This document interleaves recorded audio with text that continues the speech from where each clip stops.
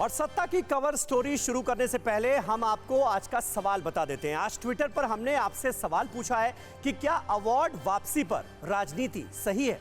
इस सवाल का जवाब आप TV9 भारतवर्ष के ट्विटर हैंडल पर जाकर दे सकते हैं। हम आपकी राय शो के दौरान भी लगातार दिखाते रहेंगे। आपकी राय हमारे लिए बहुत अहम है।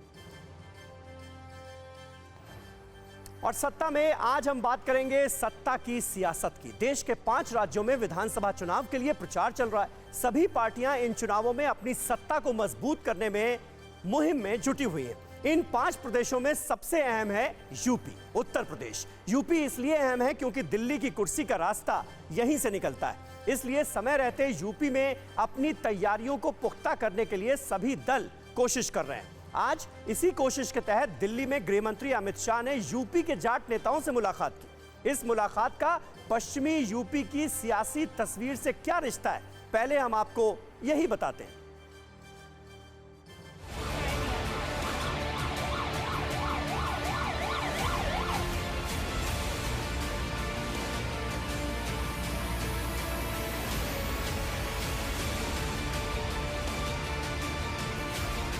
जाट लैंड में जाट नेताओं से गृह मंत्री अमित शाह की मुलाकात की ये महज तस्वीर नहीं है, बल्कि यूपी के सियासी अखाड़े में बीजेपी का दाव है, जिसके जरिए यूपी में सबसे बड़े सियासी विरोध को चित करने की कोशिश है। हमारा आपका नाता तो 650 साल पुराना है। आप भी मुगलों से लड़े, हम भी लड़ रहे हैं, ये हमारा नाता है। मीटिंग बीजेपी के दिग्गज जाट नेता और सांसद प्रवेश वर्मा के घर पर बुलाई गई थी। पश्चिम यूपी के 14 जिलों के 250 से ज्यादा जाट नेताओं से गृह मंत्री ने मुलाकात की। यूपी में पहले चरण के मतदान में सिर्फ 15 दिन रह गए हैं। पश्चिमी यूपी में पहले फेज में 10 फरवरी को मतदान होना है। बीजेपी के सामने साल 2017 के चुनाव नतीजे दोहराने की चुनौती है। चुनौतियों का चक्रव्यूह इसलिए भी मुश्किल है क्योंकि अटकलें लगाई जा रही हैं कि किसान आंदोलन के बाद से जाट बीजेपी से नाराज हैं। लिहाजा वेस्ट यूपी में जाट वोटर्स को साधने के लिए गृह मंत्री अमित शाह खुद जाट नेताओं के बीच पहुंचे, मुलाकात की, बात की, नाराजगी दूर करने की कोशिश की। समाज का हमेशा ये लक्ष्य रहा है कि जो राष्ट्रभक्त पार्टी है, जो देशभक्त पार्टी है, वही सरकार में रहनी चाहिए। जाट समुदाय के वोट पाने के लिए आरएलडी से समाजवादी पार्टी ने समझौता किया। आपको लगता है कि बीजेपी को इस बार समझौता करे, क्योंकि समाजवादी पार्टी ने कोई काम ही नहीं किया था इस समाज के लिए, तो वो समझौता ही करेंगे।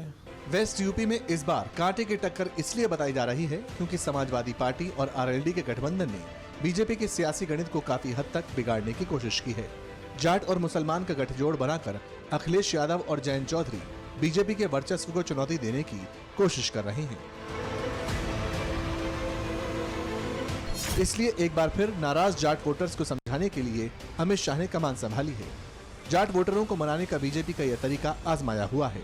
साल 2017 के विधानसभा चुनाव से पहले भी अमित शाह ने जाट नेता बीरेंद्र सिंह के घर पर जाट समुदाय के नेताओं से मुलाकात की थी, जिसके बाद जाट लैंड में भगवा का परचम लहराया था। लेकिन इस बार ये मुलाकात कितनी कारगर साबित होती है, इसे जानने के लिए तो नतीजों का इंतजार करना होगा। तो आज की ये मीटिंग बड़ी अहम थी। पहले कैराना से चुनाव प्रचार अभियान की शुरुआत और अब पश्चिमी उत्तर प्रदेश के जाट नेताओं के साथ बैठक। ये बताने के लिए काफी है कि बीजेपी पश्चिमी उत्तर प्रदेश और जाटों को कितनी तवज्जो दे रही है। पश्चिमी उत्तर प्रदेश की अहमियत इसलिए भी समझिए कि जाटों की नाराजगी की अटकलों के बाद अमित शाह ने खुद कमान संभाली है। बीजेपी की क्या रणनीति है और जाटों पर फोकस क्यों है, इसको समझने के लिए आपको हम पहले एक आंकड़ा बताते हैं। पश्चिमी उत्तर प्रदेश में 18% जाट वोटर हैं। पश्चिमी उत्तर प्रदेश में करीब 27% मुस्लिम आबादी है। यानी पश्चिमी उत्तर प्रदेश में जाट और मुसलमान मिलाकर 45% हुए। 2013 में मुजफ्फरनगर में हुए दंगों से पहले पश्चिमी यूपी की राजनीतिक तस्वीर का फैसला यही जाट और मुस्लिम वोटर मिलकर करता था। जिस पार्टी को जाट और मुस्लिम वोटर मिलकर वोट देते थे, उसी पार्टी की सरकार यूपी में बनती थी।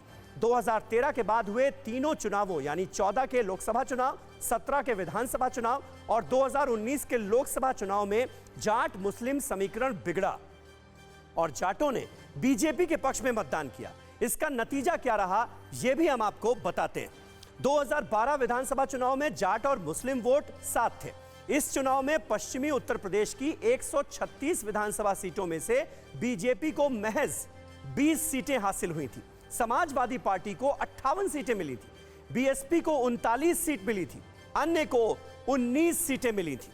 लेकिन मुजफ्फरनगर के दंगों के बाद 2014 में तस्वीर बदली और लोकसभा चुनाव में ये देखिए, पश्चिमी यूपी की 27 लोकसभा सीटों में से बीजेपी ने 25 लोकसभा सीटें जीती। 25। समाजवादी पार्टी को सिर्फ 2 लोकसभा सीटें हासिल हुई। वहीं 2017 के विधानसभा चुनाव में भी जाट और मुस्लिम वोटर अलग अलग रहा। तब पश्चिमी यूपी की विधानसभा की 136 सीटों में से बीजेपी ने 103 सीटों पर जीत दर्ज की। समाजवादी पार्टी को 27 सीटों पर जीत हासिल हुई, अन्य दलों को 6 सीटों पर जीत मिली। 2019 लोकसभा चुनाव में भी जाटों ने मजबूती से बीजेपी का साथ दिया और इलाके की 27 लोकसभा सीटों में से बीजेपी ने 20 सीटों पर जीत दर्ज की। समाजवादी पार्टी ने 4 सीटों पर जीत दर्ज की, बीएसपी ने 3 सीटों पर जीत का परचम लहराया। तो 2019 में बीजेपी की जीत इसलिए भी बड़ी है क्योंकि तब समाजवादी पार्टी और बहुजन समाज पार्टी ने हाथ मिला लिया था, महागठबंधन हुआ था। अब बीजेपी के सामने परेशानी क्यों है उसे भी समझिए।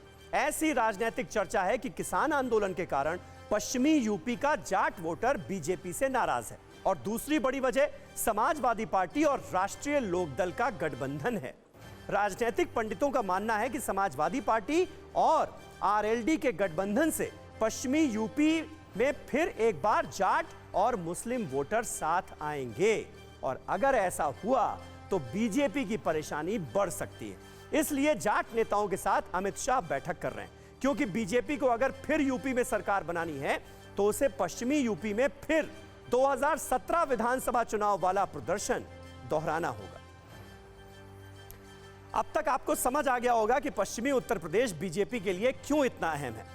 अब आपको यह भी बताते हैं कि आखिर इस सबसे महत्वपूर्ण मिशन को अमित शाह ने ही अपने हाथ में क्यों लिया है। दरअसल बीजेपी के यूपी का विधानसभा चुनाव मिशन 2024 की तैयारी है, इसलिए बीजेपी अभी से यूपी में चुनावी तैयारी में जुटी है और यूपी में चुनावी तैयारी से अमित शाह का पुराना रिश्ता है। 2012 से अमित शाह यूपी में बीजेपी की चुनावी तैयारियों का प्रबंधन करते रहे हैं और इस प्रबंधन के नतीजे भी हम सब जानते हैं, शानदार रहे। 2014 लोकसभा चुनाव में अमित शाह यूपी में बीजेपी के चुनाव प्रभारी थे। अमित शाह के चुनाव प्रबंधन की बदौलत बीजेपी ने यूपी में 80 में से 71 सीटों पर जीत हासिल की थी, बड़ी कामयाबी दर्ज की थी। 2017 में जब यूपी में विधानसभा चुनाव हुए तो अमित शाह बीजेपी के अध्यक्ष थे, याद कीजिए। तब अमित शाह के नेतृत्व में बीजेपी ने 312 सीटों पर जीत दर्ज की थी और जीत का परचम लहरा दिया था। 2019 के लोकसभा चुनाव में भी अमित शाह बीजेपी के अध्यक्ष थे। तब यूपी में समाजवादी पार्टी और बीएसपी ने बीजेपी को रोकने के लिए गठबंधन किया। अमित शाह की रणनीति के सामने विपक्षी महागठबंधन भी नाकाम रहा और बीजेपी ने 62 सीटों पर जीत दर्ज कर ली। अमित शाह की चुनावी रणनीति और प्रबंधन का लोहा उनके राजनीतिक विरोधी भी मानते हैं, इसलिए अब सबसे अहम रण में अमित शाह ने खुद मोर्चा संभाला है। कोरोना धर्म नहीं देखता, जात नहीं देखता, अमीर गरीब ऊंच नीच नहीं देखता। कोरोना सिर्फ मौका देखता है, लेकिन आप उसे मौका मत दीजिए। बस इतना कीजिए, जब कभी दफ्तर से बाजार से घर लौटिए तो इतना ख्याल जरूर रखिए कहीं आपके साथ कोरोना आपके घर तो नहीं जा रहा। भूलिए मत, कोरोना अभी जिंदा है।